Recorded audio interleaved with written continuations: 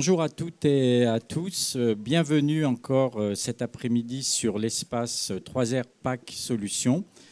Nous allons enchaîner encore 5 présentations de produits qui s'inscrivent dans les 3 R, recycler, recyclable, la réduction et le réemploi.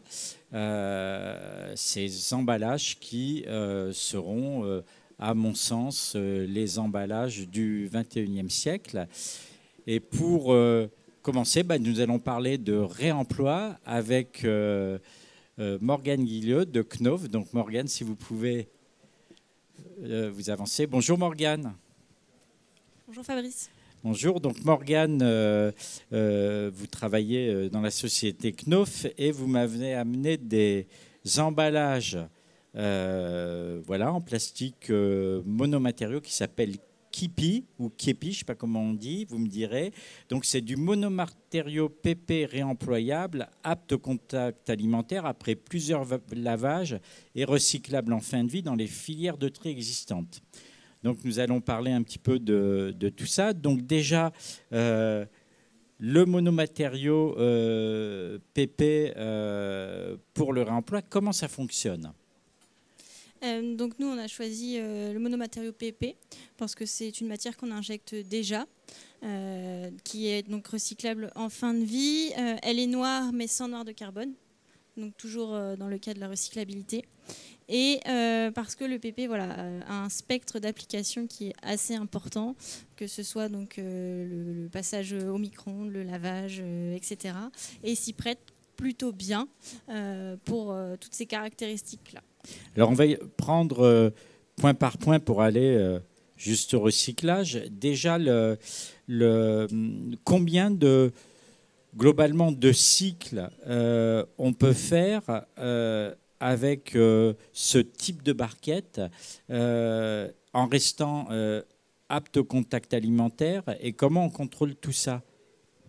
Alors nous, pour l'instant, on a fait différents tests en fonction des utilisations, donc le lavage industriel en tunnel de lavage ou la vaisselle ménager. On a fait du réoperculage, on a fait du micro-ondes, etc.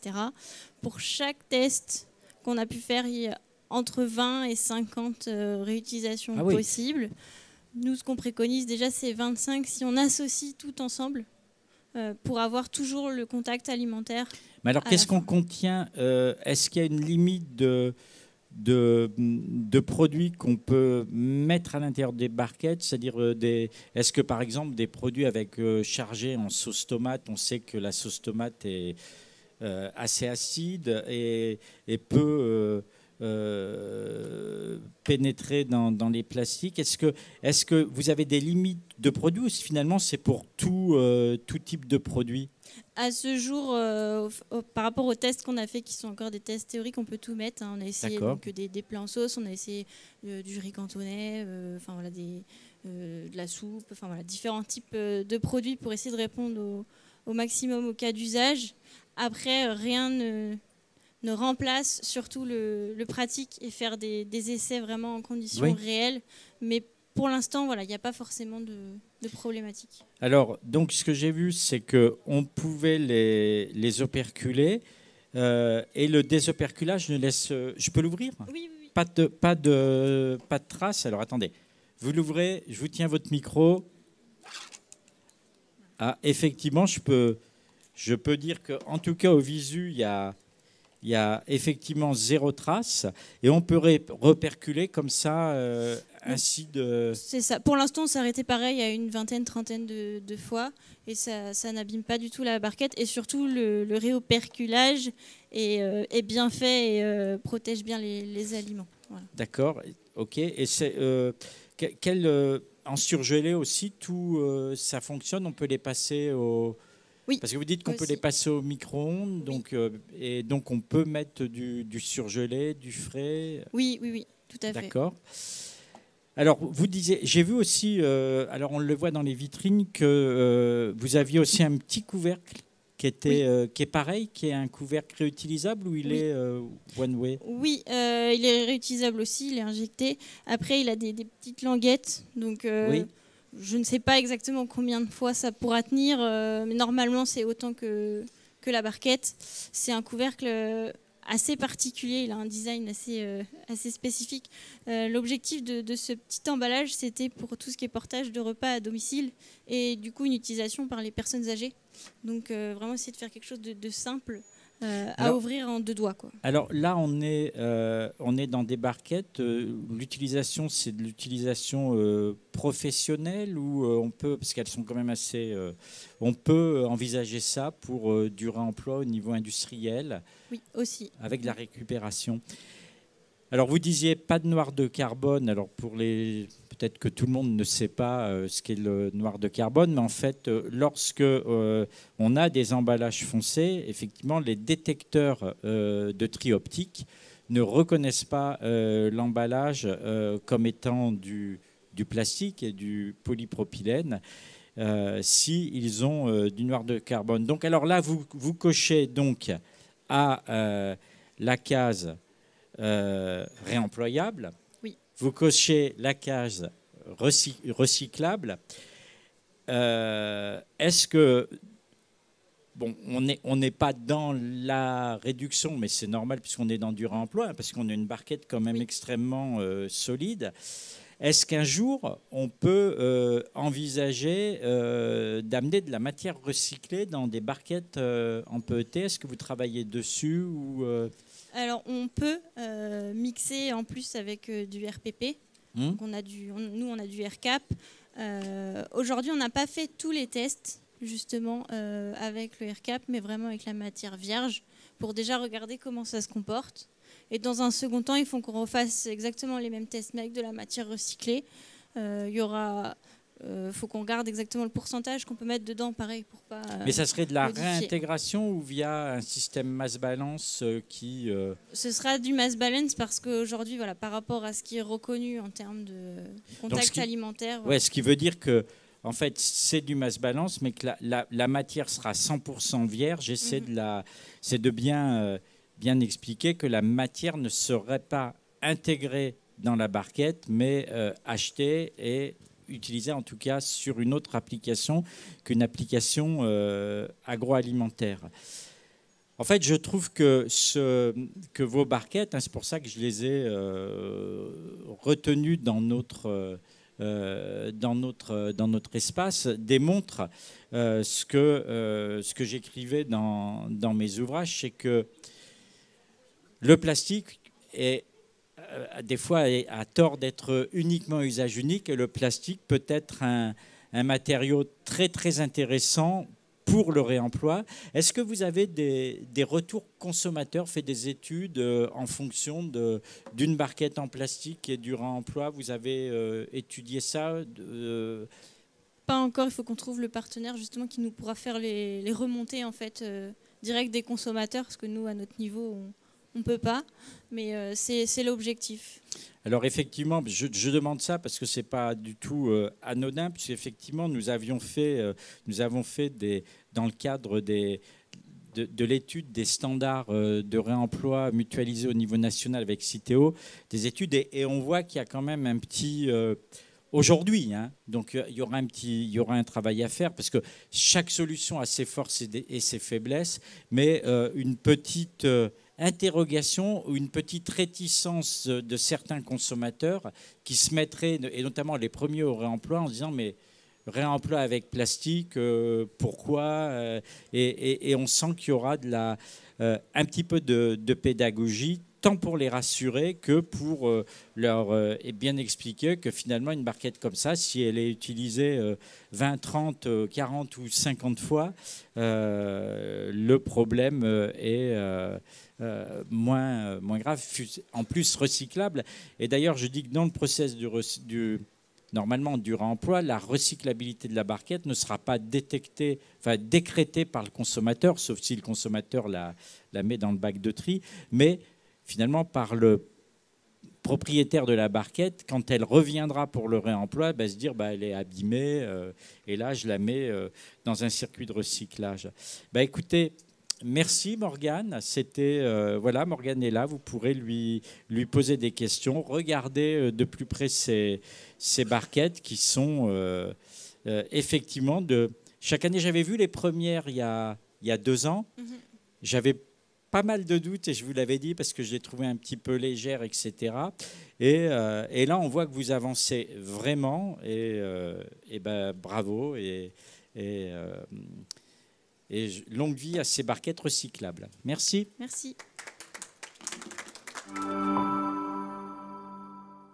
Bienvenue dans l'espace 3R Pack Solutions pour cette deuxième présentation d'emballage de la journée, des emballages qui, je le rappelle, s'inscrivent dans les 3 R, R de réduction, R de recycler, recyclable et de réemploi. J'invite à notre table Jean-René Chêne.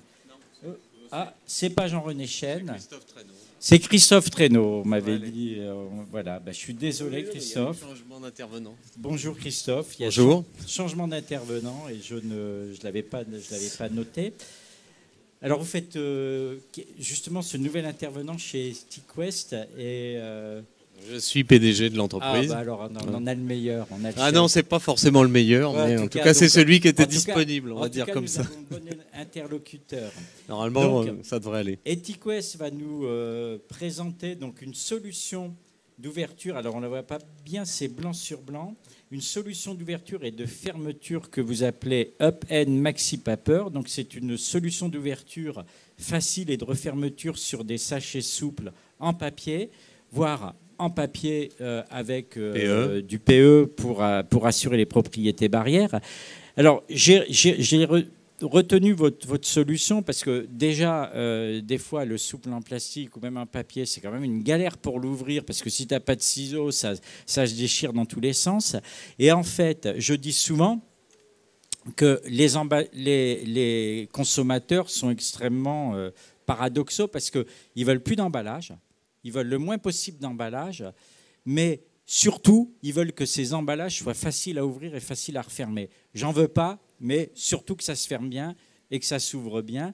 Parce que, en fait, et là, on va être sérieux, il s'agit quand même du premier facteur d'insatisfaction des consommateurs par rapport à l'emballage. Et d'ailleurs, des études montrent que c'est aussi un facteur de non-réachat. Et en Angleterre, ils vont plus loin, c'est qu'ils étudient les accidents d'utilisation liés à l'ouverture des emballages. Donc, qui est vraiment quelque chose de très important. Alors, racontez-nous, montrez-nous un petit peu racontez-nous l'histoire de cette ouverture, comment ça vous est venu. Alors l'histoire de l'ouverture-fermeture chez TicWest, elle est vieille, elle a au moins 15 ans ou 20 ans. Elle part de l'utilisation de l'étiquette lingette, un sachet de lingette, une étiquette qui s'ouvre et qui se referme. Ça paraît simple, ça ne l'est pas tant que ça, parce qu'effectivement dans les lingettes, il y a souvent des produits de moins en moins chimiques, mais malgré tout. Donc il faut des adhésifs spécifiques, mais les fabricants de lingettes intégraient, eux, directement sur leur ligne la pose de l'étiquette, la découpe du film pour faire la fenêtre d'ouverture et la dépose de l'étiquette.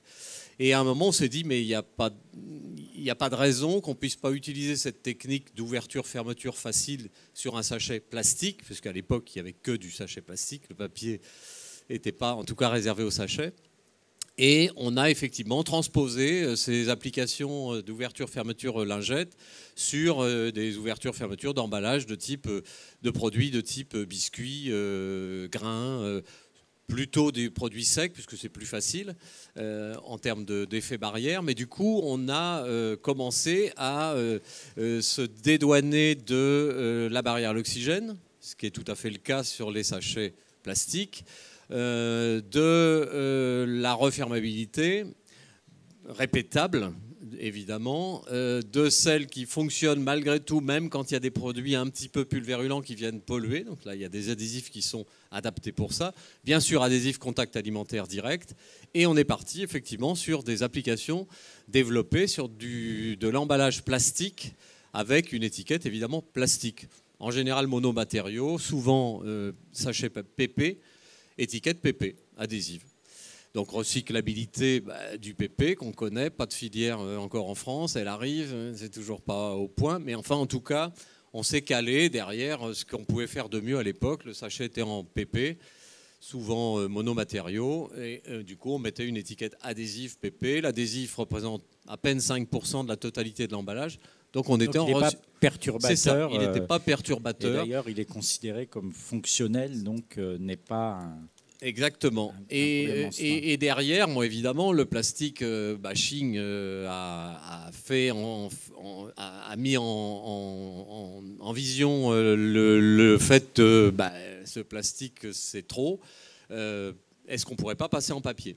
Et on a commencé à voir des projets. Avant de voir des applications, mais on a commencé à voir des projets d'emballage papier avec une difficulté énorme, c'est que quand un emballage plastique est découpé au ciseau, il continue à se tenir. On met une pince à linge, on referme, ça marche. Un emballage papier, en général, on le déchire à la main, et quand on le déchire à la main, ça part dans tous les sens. Parce qu'on n'est pas dans le sens de la fibre. C'est ça. Voilà, on est dans le sens opposé de la fibre. Donc, et très souvent, déchire, effectivement, il a cette petite découpe-là, on tire dans ce sens-là, et là, une fois que c'est parti, on met la main une fois, 2 fois, il est parti, il est déchiré. Si c'est du riz dedans, ça va glisser, enfin, etc., etc. Donc, il nous a semblé que l'ouverture-fermeture d'emballage était encore plus justifiée sur un sachet papier que sur un sachet plastique, puisque le sachet papier ne se tient pas, sauf quand nous, on a fait une coupe au préalable qui permet effectivement d'éviter l'amorce du papier. Quand le papier, c'est comme le plastique, quand il n'est pas amorcé, il a tendance à peu se déchirer. Dès qu'il est amorcé, la fibre commence à se séparer, et là, effectivement, il part dans tous les sens. Alors, on peut essayer ? Alors là, on peut essayer. On peut essayer, ouais. Je pose mon micro. Bien sûr. On va voir si...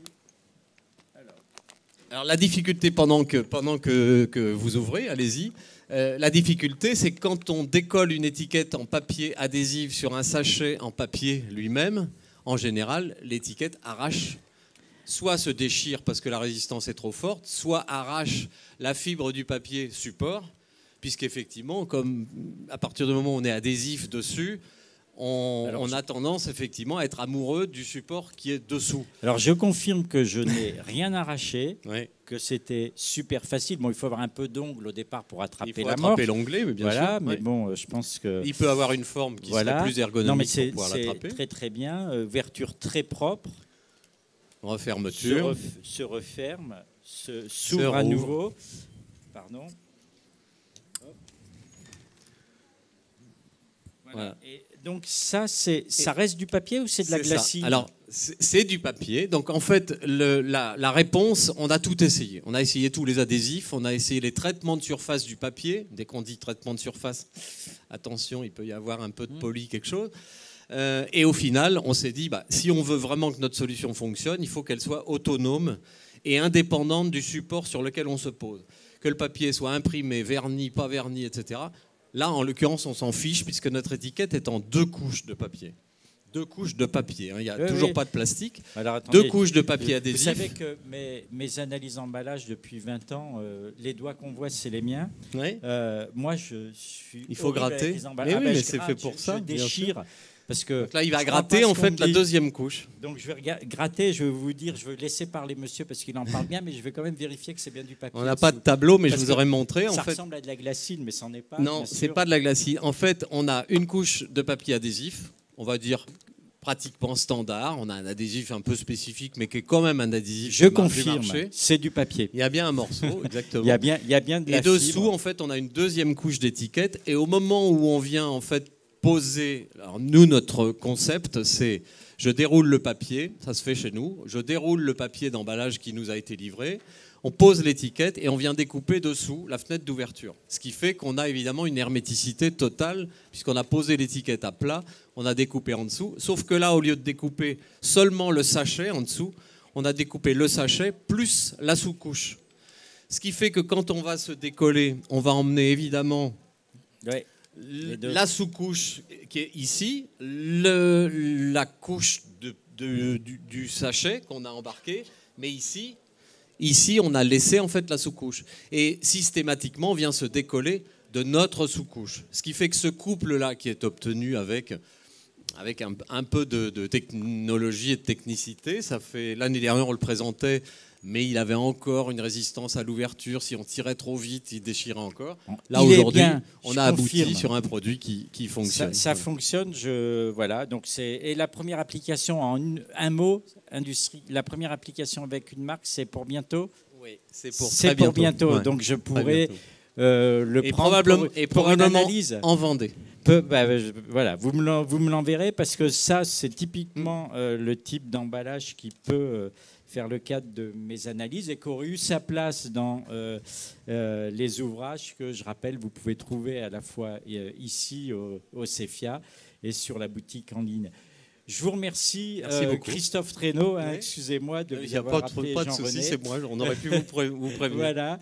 Et bonne continuation au CEFIA avec votre sachet. Merci et bravo pour votre initiative.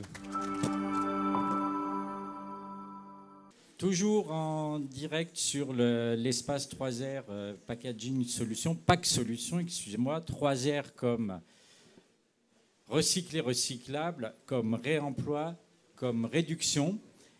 Et là, je vais accueillir Venaël Régnier de Sempac qui va nous présenter finalement un emballage qui coche à toutes les cases. Viens, Venaël, avance. Qui coche à toutes les cases, la case recyclable, la case réemploi et la case réduction. Bonjour Venaël. Bonjour Fabrice. Alors, on a deux choses, ça s'appelle Sempac. Celui-là, on le connaît, enfin je le connais bien parce qu'il y a longtemps qu'il existe et j'en ai fait une analyse. Ouais. Je voudrais que tu racontes d'ailleurs la genèse de cette curiosité d'emballage qui a sacrément beaucoup d'atouts. Et puis après, on parlera de celui-là. Sempac, c'est déjà un constat. C'est un constat qui date maintenant d'une petite dizaine d'années, c'est de se rendre compte qu'on déversait dans les océans chaque minute un camion de benne de déchets plastiques.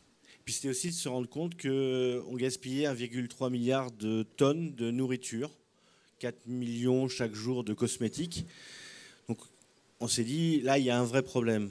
Puis l'autre constat, c'était de se dire que depuis les années 60, on retrouvait toujours sur le marché des produits qui étaient lourds, qui étaient volumineux, qui avaient de faibles restitutions, voire qui avaient des vrais problèmes de recyclabilité. On pense notamment aux multicouches. Donc en malaxant tout ça, en essayant de garder les avantages et les atouts de tous ces packs, les flacons rigides, des tubes, des doy packs, des tier packs, on s'est dit, si on pouvait travailler aussi sur l'expérience client pour essayer d'imaginer un vrai outil pour le consommateur, essayer de créer un nouveau pack qui allait avoir des avantages pour favoriser l'expérience client, mais surtout des vrais avantages environnementaux en travaillant sur l'allègement. Des avantages d'un tube, d'un flacon. Ouais. On peut le qualifier de quoi ? De tube souple, de flacon souple ultra léger, parce que ça pèse rien. On l'a réduit en disant que c'est une poche souple, conique, qui peut tenir tête en haut, tête en bas, et puis surtout qui est complètement customisable. Voilà. Surtout qui est extrêmement, finalement, un allègement extrême pour une fonctionnalité qui est quasiment la même que des tubes, sauf qu'elle apporte aussi quelque chose de plus à la consommation.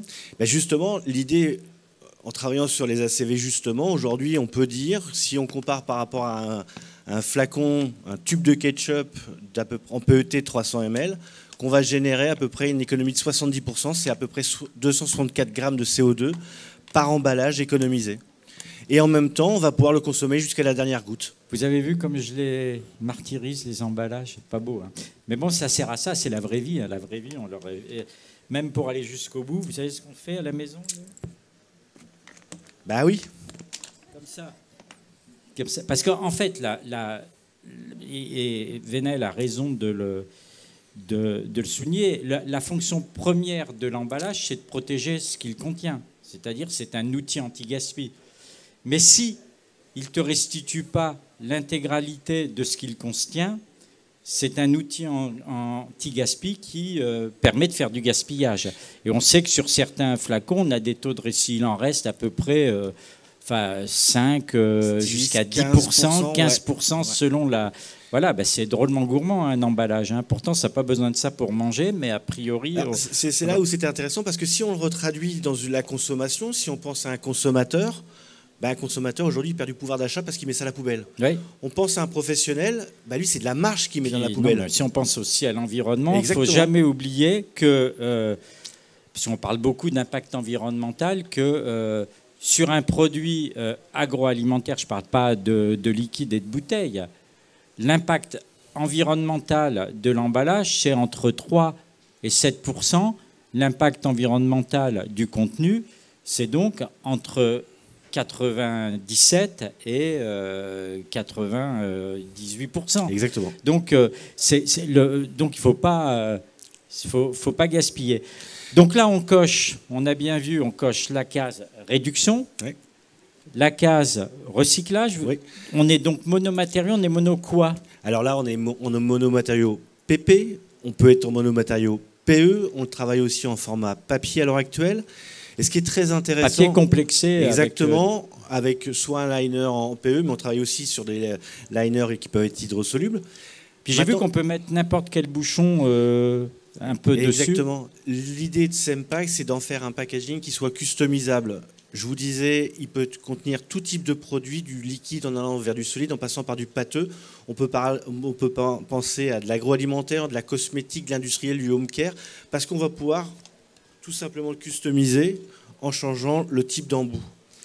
Et ça va être intéressant parce qu'on rentre dans une logique de recyclabilité. Et là, vous avez le premier pack flexible qui va être recyclé à 100% comme un flacon, parce que son caractère volumique lui confère cette particularité. Alors, on n'a pas beaucoup de temps, je ne sais pas combien il reste, mais je voudrais qu'on parle de celui-là maintenant, ouais. Qui est un petit peu... Parce que ce que dit pas Venel, c'est que... Ça m'avait fait plaisir. Non, mais ce qui m'avait fait plaisir, c'est qu'il m'avait dit qu'il avait lu une analyse que j'ai faite d'Emballage Magazine il y a peut-être 15 ans, donc ça ne nous rajeunit pas. 2004. En 2004, il le sait. 2004, oui. Oh là là, oui, donc c'est il y a longtemps. Et en fait, c'est ce qui t'avait un petit peu inspiré pour faire le... Donc comme quoi, lisez ce que je fais, ça va vous inspirer. Et vous allez voir, vous allez faire des trucs aussi géniaux que ça. Celui-là, il est pas mal aussi. Alors là, on va cocher la case réemploi. Et on parle beaucoup, et notamment la case plutôt réutilisation et le vrac, qui s'appelle le SEM-vrac. Donc on voit que globalement, pour faire de vrac, soit on vient avec son tupperware ou beaucoup de réutilisation de pots en verre. Et là aussi, on a une plume, une plume avec un gros bouchon et des graduations. Et donc... Raconte-nous un peu cette histoire du SEM-vrac, parce que c'est vraiment quelque chose finalement d'assez étonnant et aussi très léger. Donc aller faire ses courses en vrac, on peut y aller en vélo sans prendre de poids. C'est justement l'intérêt. Le vrac, c'est un marché qu'on regarde, qu'on suit depuis 5-6 ans. Et puis, c'est un marché qui est très intéressant, bien évidemment, et qui a une volonté forte de réduire la quantité d'emballage. Néanmoins, il se passe une chose aujourd'hui, c'est que on retrouve énormément de différents types d'emballages aujourd'hui dans le cadre du vrac. Et puis, moi, je trouve qu'il y a une vraie problématique qui n'est pas encore réglée, c'est l'expérience client d'un consommateur, d'une consommatrice qui va dans un magasin vrac, bio, et qui y va avec ses bocaux. Alors, l'objectif d'un emballage, tu le sais mieux que moi, c'est aussi de transporter et de protéger. Mais quand on a un consommateur, une consommatrice qui vient avec 5 bocaux de 300 grammes chacun, l'expérience client, elle n'est pas si simple que ça. Donc on s'est dit, pourquoi pas essayer de dériver un peu le principe de Sempack pour faciliter la vie de l'utilisateur, garder les avantages premiers et pouvoir travailler dans cet axe-là. Alors, ce que tu dis pas non plus, c'est qu'on a discuté ensemble, ça nous a aussi pas mal orientés. Mais c'est vraiment, voilà, c'est se dire que finalement, on peut avoir un emballage en plastique, encore une fois, ultra léger, Problème de tare d'ailleurs. Hein, si en fait, bon, là, il y a quoi? Il y a combien de grammes là? C'est là où c'est génial. Vous prenez un flacon en verre, on est à 300 grammes. Vous prenez un emballage rigide en plastique, on est à 50 grammes. Là, on est à 15 grammes. Et en version papier, on sera à moins de 10 grammes. Ouais, donc 15 grammes, ça veut dire qu'à la limite, si la vendeuse, elle oublie ou le client, il oublie de tarer, c'est une petite réduction qui se fait. Voilà, mais c'est quand même pas la même s'il oublie de tarer son emballage en verre. Ce sera quelques Et alors au cacahuètes. nettoyage, ça fait bon. Les tests sont en cours, ça se nettoie. Donc déjà grosse ouverture pour aller sous les trémies. Ouais. Une indication à peu près des ml et des grammages comme on a sur pas mal d'emballages. Et donc là, j'ai vu, on peut mettre 110 grammes d'amandes, 120 grammes de raisins secs et 210 grammes de sucre roux. J'en déduis qu'on doit pouvoir mettre 210 grammes de sel. Probablement. Bon, écoutez, voilà, je trouve merci Venaël. Merci parce qu'en Fabrice. fait, montrer que encore une fois, des solutions, il y en a, et nos emballages du 21e siècle sont en train de s'inventer. À bientôt, Venaël. Merci Fabrice. Merci. Au revoir. 4e séance de présentation et sur notre espace 3R Pack Solutions. 3R comme réduction, comme recycler recyclable et comme réemploi. Et nous allons encore parler de réemploi. D'ailleurs, quelqu'un me faisait remarquer ce matin que plus ça va, plus les espaces que je donnais au réemploi s'agrandissaient. Oui, parce qu'il y a de plus en plus de solutions qui sont en train d'arriver.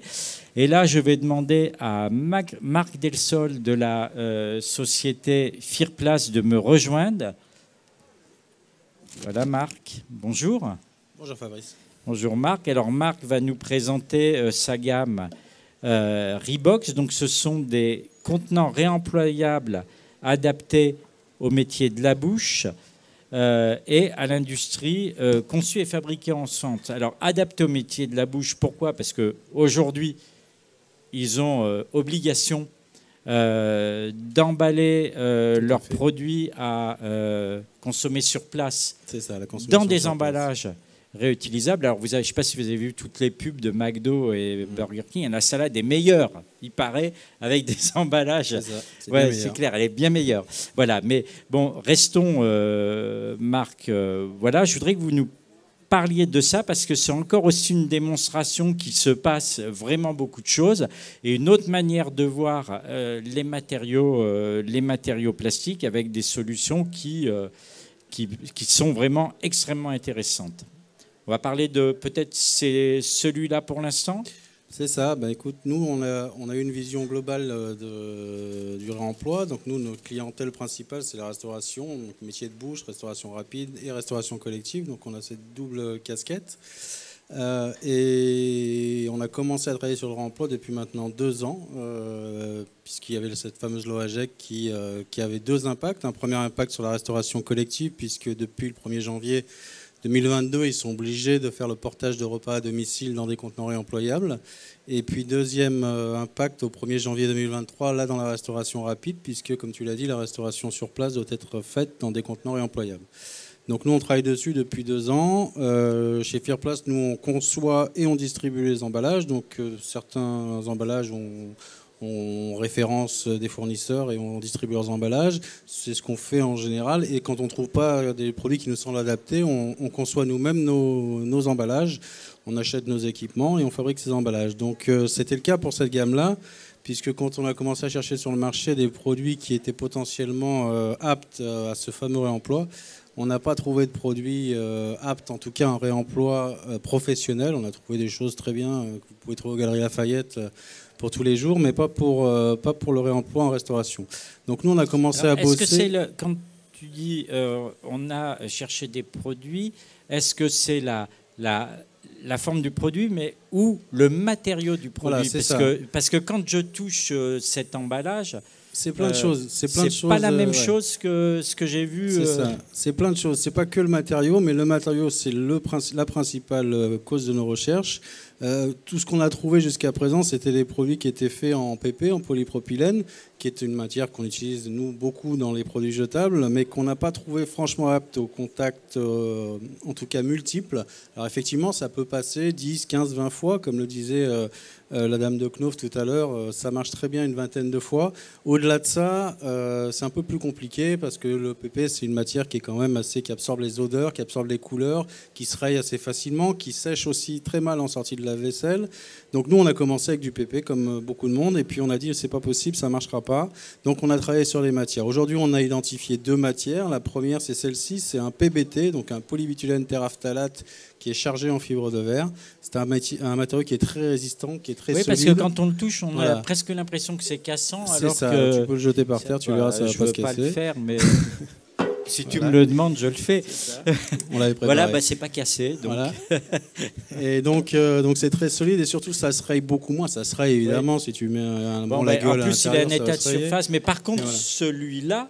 Alors celui-ci, c'est une deuxième matière, c'est du tritan. Du tritan. Donc là, c'est la matière qu'a utilisée McDo, on en entend Absolument, beaucoup parler. Oui. Cette matière-là, elle a à peu près les mêmes propriétés. Le bouchon, lui, il est en PE-HD. Oui, c'est que sur le bouchon, il n'y a pas d'agressivité. Enfin, on vient pas. Oui, parce que ça, c'est vraiment une autre. C'est une autre matière. Une autre matière. Le tritan, effectivement, utilisé par McDo. Alors, quels sont les retours? Parce que il y en a beaucoup. Je suppose que le parc commence à... Ouais, on commence à en vendre pas mal. Alors, ils les réutilisent combien de fois? Ils se réassortissent Alors aujourd'hui, on n'a pas, pour être honnête, on n'a pas un retour d'expérience suffisamment grand pour faire une moyenne vraiment exacte. Nous, les tests qu'on avait fait au départ, c'était 200 passages micro-ondes, produits agressifs avec des currys, des sauces tomates, des choses comme ça. 200 passages micro-ondes plus 200 passages lave-vaisselle, avec aucune déformation, aucun problème. Nos clients, nous, aucune entrée c'est pas de migration, c'est un mot, mais je ne le retiens jamais. Dans l'autre sens, c'est pas de la migration. La migration, c'est comme ça. Il y a un autre mot, mais c'est pas grave. Voilà. On se sera compris. Et donc, ça fonctionne vraiment bien. Voilà. Alors, j'ai pris celui-ci aussi parce qu'il m'interroge. Donc, on a vu, donc il est operculé. C'est ça. Ça veut dire que c'est quoi comme matériau? Alors là, c'est du tritan aussi. C'est du tritan. C'est du tritan aussi. Operculé. Ouais, tout à fait. Et on enlève l'opercule, pas de traces. C'est ça. Alors, il reste quelques traces si tu enlèves l'opercule, mais elles partent au lave-vaisselle, celles qui restent. Et il en reste de l'ordre de 2-3%. C'est un laboratoire qui nous a fait les essais. Il reste de l'ordre de 2-3%, et qui ne gêne pas au niveau de la fonctionnalité derrière pour rethermoceller. Est-ce que ça veut dire qu'aujourd'hui, on est dans des solutions qui sont des solutions pour les cafés, hôtels, restaurants, dans le cadre, pour la restauration rapide, ou en tout cas restauration à emporter, mais à consommer sur place? Est-ce qu'on peut envisager que demain, ce matériau puisse être aussi utilisé sur le réemploi industriel, c'est-à-dire dans les supermarchés, comme commence à le voir sur le verre, comme on le voit sur l'inox? Est-ce que c'est un matériau qui pourrait être adapté au réemploi industriel? C'est ça, c'est l'objectif. Alors au départ, on l'a fait pour la partie portage de repas, pour être tout à fait transparent. Et aujourd'hui, on a des demandes effectivement dans l'industrie, alors qui débutent dans l'emploi et qui a un long chemin à faire avant d'arriver au bout. Bien sûr, on est au tout début de l'emploi. Mais effectivement, c'est une cible qu'on vise aujourd'hui avec ces produits-là.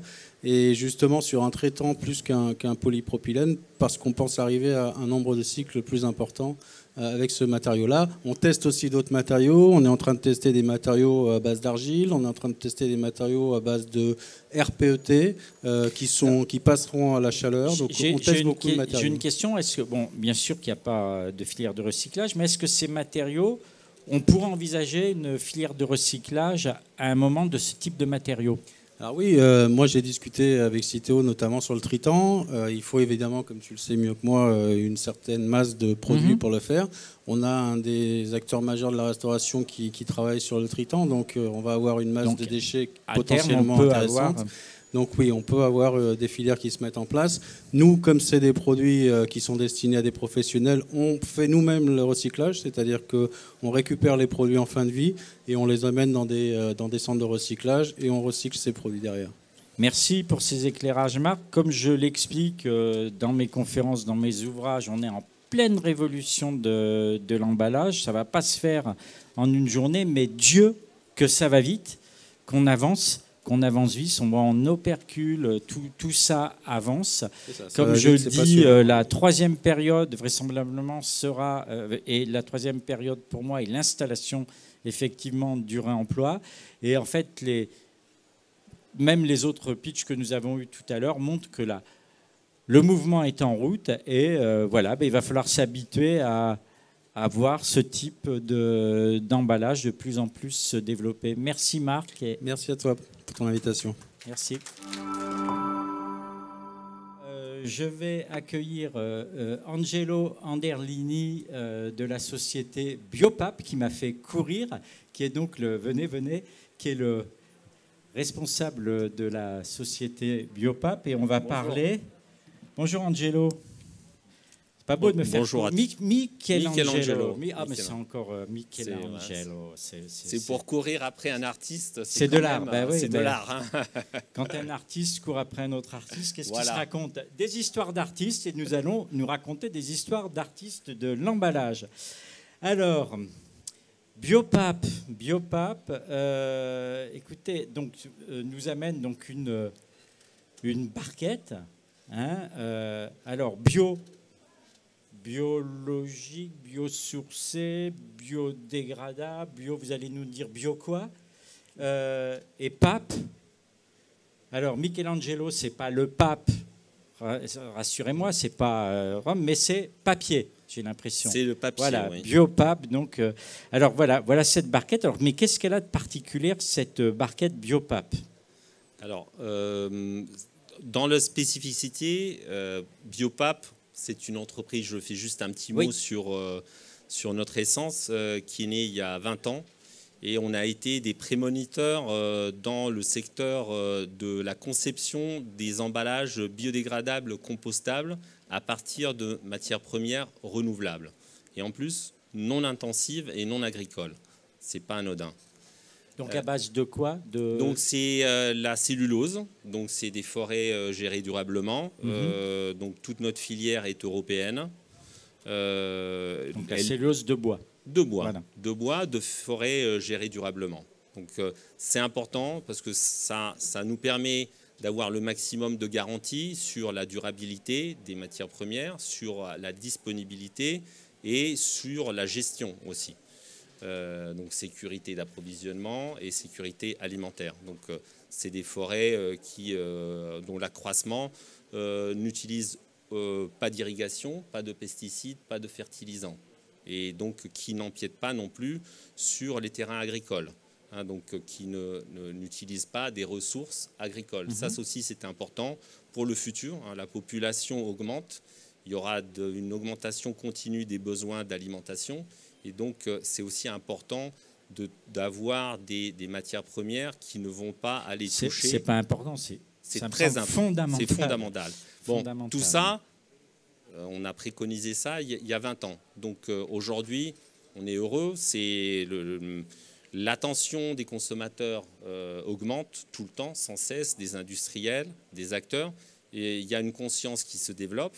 Nous, on a été aussi un peu à l'origine de ce type de démarche et de mouvement. À l'époque, on était vus un peu comme des utopiques. Non, mais aujourd'hui, on est en plein dans ce virage. Comme disait Henri Saporta, il me dit des fois, il me dit que Fabrice, ça fait 25 ans que tu le racontes, tu le dis, tes Jeux Olympiques sont arrivés.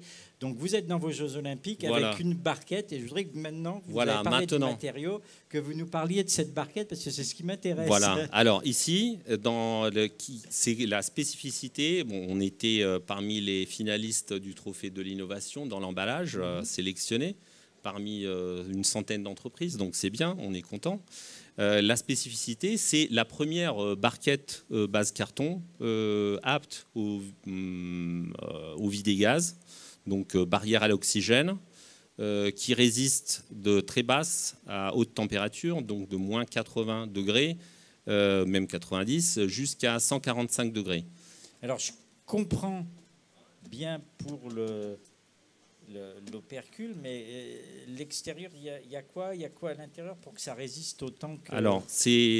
Là aussi, c'est tout notre savoir-faire. On est une entreprise unique dans ce sens où on développe toujours nos matériaux et nos technologies de production de façon propriétaire. Tous nos produits sont brevetés. Donc on se pose la question, quelles sont les performances qu'on veut obtenir ? Donc quelles sont les propriétés que les matériaux que nous devons créer doivent avoir pour après pouvoir produire un certain contenant.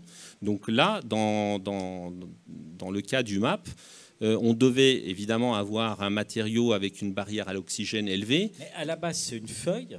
À la base, c'est une feuille. C'est une feuille, disons une bobine. Oui. Voilà, une bobine, feuille de papier ou de carton. Qui est déformée mécaniquement. Mais le traitement, là, parce qu'en fait, il y a un traitement de... Oui. Il est mis avant, il est mis Non, pendant. il est est mis avant. Donc c'est une feuille qui est calandrée, qui est laminée. Oui, qui est préparée avant la déformation. Quel type de produit vous n'allez pas me donner la formule, je suppose. Non, mais en tout cas, mais on va dire en gros, c'est toujours à base de cellulose. C'est à base de cellulose. C'est toujours à base de cellulose, donc c'est biodégradable, compostable. Oui. OK Compost, Home aussi. Donc, on a été aussi certifié USDA bio-based à 100%. Donc, c'est un produit qui est 100% biosourcé. Et après, c'est thermo... C'est là aussi... Mais c'est embouti. Parce qu'on voit bien on voit bien qu'il y a une déformation. Dans l'emboutissage, par exemple, de l'acier, alors il n'y a pas du tout ces déformations, mais on voit l'étirement. Et là, on voit effectivement qu'il y a une déformation, mais qui n'est pas gênante du tout, d'ailleurs, qui donne un aspect... Ça aide aussi à la consistance du matériau. Ouais, mais je pense que ça donne de la rigidité, de l'appui. Tout à fait. Les bouteilles, etc., on leur fait ça dans le plastique, justement, pour résister à la compression verticale. Donc, on sent que... Et donc ça, c'est embouti. C'est embouti. Mais là aussi, il a fallu créer une technologie spécifique. Parce que contrairement à tout ce qui est embouti en carton, où typiquement on passe de 2D à 3D en déformant, mais en créant des plis sur les côtés, là, tout le secret du développement, c'est aussi le fait d'avoir une plage de scellage qui est complètement lisse. Oui. Donc, où il n'y a pas de plis, il n'y a pas de... Oui, parce qu'il fallait, d'une part, avoir une barrière à l'oxygène, mais aussi garantir l'étanchéité au gaz lors du scellage. Ce n'était pas anodin. J'appuie dessus, je vous garantis, ça tient. Je ne vais pas le faire avec les pieds, parce que... Voilà. Et alors, donc une plage de scellage, et puis on va essayer de l'ouvrir, voir si ça s'ouvre. Non, là, ça ne va pas s'ouvrir parce que c'est... Mais vous savez que moi, un emballage, ça doit s'ouvrir. Ah non, je l'ouvre. Allez-y. Je vais essayer quand même. Tirez, oui. Mais comme elle est vide, elle est à sec. Ah ouais, mais ça s'ouvre quand même. Oui. Ouais, c'est pas une pelabilité top, mais... Alors là, j'emporte... Oui. Là, j'emporte le liner, j'emporte tout. Mais d'ailleurs, ça montre que finalement, le liner se sépare bien. Si on le met dans un pulpeur, on va avoir la séparation, récupérer la fibre. Alors, sûrement, il a été conçu de façon à pouvoir être complètement recyclé dans le secteur de l'industrie papetière, en utilisant des fibres de très bonne qualité. Parce que ça doit être de la fibre longue pour c'est de la fibre longue. C'est de la fibre longue et avec une qualité de la fibre recyclée de haute valeur. C'est vrai que nous préconisons comme fin de vie aussi, évidemment, le compostage. Typiquement parce que c'est des barquettes alimentaires, donc pour les plats cuisinés ou de la restauration, où il y a des restes. Compostage industriel quand même. Industriel ou domestique. Home compost aussi. Pourquoi ? C'est parce qu'il y aura toujours des résidus alimentaires. Oui. Et donc, moi, je suis gourmand et je sauce. Donc, voilà. Donc, avec un bon bout de pain, on peut comme ça. Clean comme ça, c'est très bien. Là, vous pouvez très bien recycler. Les papetiers vont être ravis de ce genre de process. Moi, je suis l'idéal pour les papetiers. Je leur rends des trucs tout propres. Écoutez, merci beaucoup. De rien. Michelangelo et on se retrouve sur les visites guidées. Je vous dis, il y aura les questions. On va prendre les questions juste après, puisqu'on doit, comme on dit, rendre l'antenne. À vous, Cognac G. Au revoir.